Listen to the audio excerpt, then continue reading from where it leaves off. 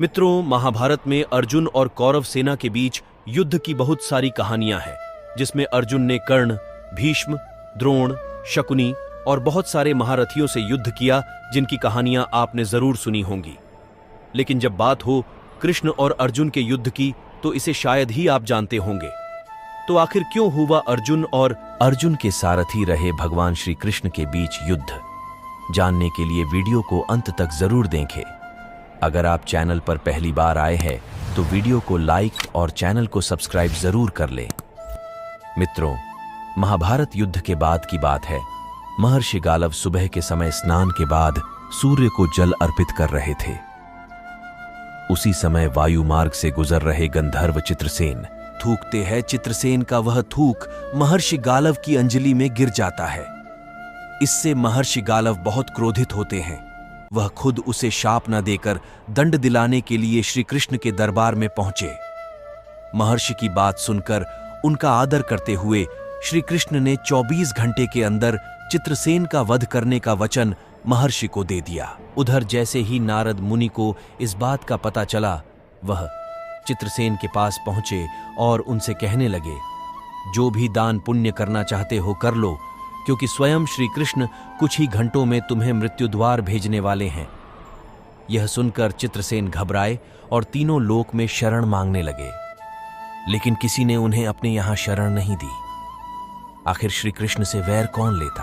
अंत में गंधर्व अपने परिवार सहित फिर से नारद जी की शरण में लौटे और उन्हीं से कोई उपाय निकालने की प्रार्थना की।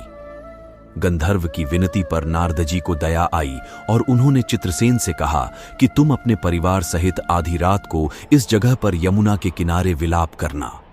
एक महिला यहां आएगी जो तुम्हें विलाप करता देख तुमसे कारण पूछेगी, लेकिन जब तक वह तुम्हारी सहायता का प्रण न ले, तुम उसे अपनी समस्या मत बताना।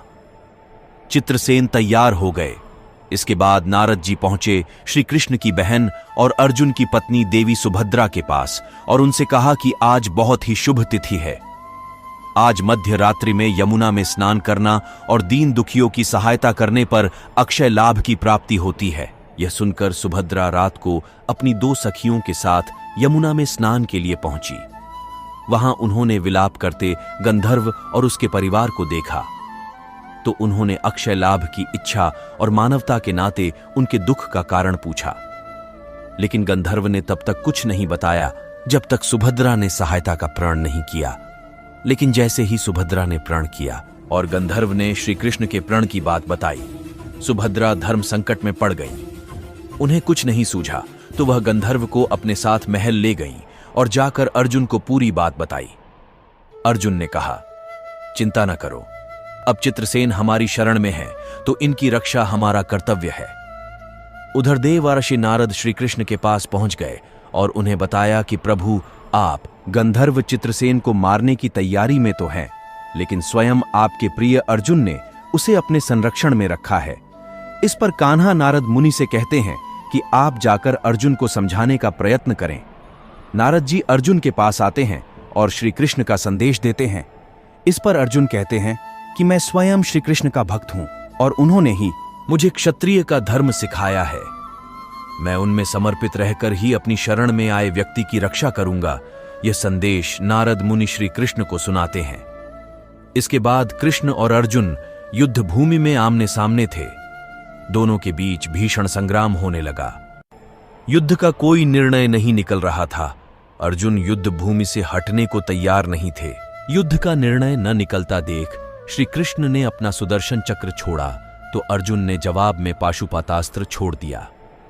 इस तरह विष्णु और शिव के अस्त्र आमने सामने हो गए। अर्जुन ने पाशुपतास्त्र शिवजी की तपस्या करके प्राप्त किया था। भयंकर प्रलय को भांप शिवजी को वहां प्रकट होना पड़ा। उन्होंने दोनों अस्त्रों के वार को अपनी शक्ति से रोक लिया। फिर शिवजी भगवान श्री कृष्ण के पास पहुंचे और बोले, प्रभु, आप तो भक्तों के रखवाले हैं। अपने भक्तों की खुशी के लिए वेद, पुराण और शास्त्र के साथ अपनी प्रतिज्ञा को भी भूल जाते हैं। ऐसा तो हजारों बार हुआ है। भगवान, अब तो इस लीला का समापन कीजिए। तब श्री कृष्ण ने अर्जुन को गले लगाया और युद्ध को विराम दिया। इस पर महर्षि गालव को बहुत क्रोध आया। उन्होंने अपने तपोबल से चित्रसेन सहित श्री कृष्ण, अर्जुन और सुभद्रा को जलाकर भस्म करने के लिए अंजुलि में जल ले लिया। जैसे ही गालव ने जल लिया, सुभद्रा बोल उठीं, यदि श्री कृष्ण के प्रति मेरी भक्ति और अर्जुन के प्रति मेरा प्रेम सत्य है तो यह जल आरशी के हाथ से पृथ्वी पर गिरे ही नहीं।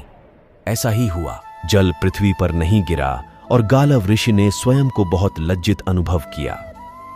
फिर भगवान श्री कृष्ण को प्रणाम कर वह अपने स्थान को लौट गए।